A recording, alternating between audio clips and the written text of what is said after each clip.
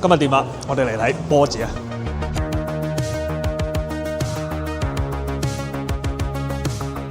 咁波子靚㗎，肯定係911啦，係咪先？咁啊呢一架咧就唔係今日要睇嘅嘢，但係呢一架咧屬晒我依家最中意嘅嘢，所以 Boxster 無論係前面定後邊都係有魅力嗰邊啊！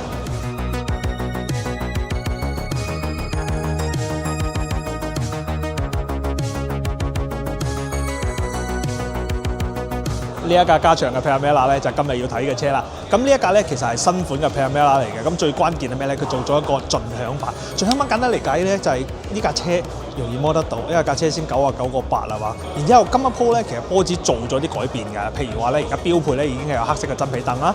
咁然後佢到 rim 咧已經去到20寸，咁之前其實係19嘅。哪怕同樣90零萬買到 Panamera 都係19，依家20寸標配。當然呢一架其實 option 咗好多嘢啦，見到個籠唔係黑籠啦，跟住個鈴咧亦都係21寸嘅。咁確實咧21寸更加之大睇，但係20寸都唔難睇，起碼好睇過19寸好多啦。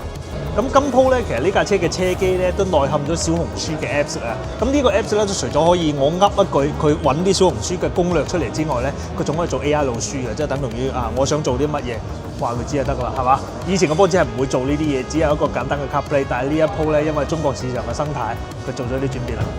即係雖然話咧呢個盡享版已經好抵啦，先99個幾100都唔過，但係仲有另外一個版本仲正係咩咧 ？GTS， 知唔知 GTS 意味住乜嘢？8缸機先幾錢？150個，以前幾錢咧？180幾啊！其實大家 feel 到啊，從舊年開始咧，波子喺度變緊㗎，就唔好似以前咁樣就真係攞個版本掉落嚟俾你就算數。依家做本土化啦，係嘛？有轉型啦。然後包括呢個盡享版咧，其實個價錢都好劃算咯。我覺得真係咁輕鬆買到個 Panamera，俾到個嘢比以前多，其實已經係一種唔同嘅體驗啦。當然我覺得佢咧其實可以做到更加之多嘅，所以咧依家中國市場冇咁簡單，哪怕豪華品牌啊，亦都需要做競爭㗎。咁今鋪你覺得呢架盡享版抵唔抵玩啊？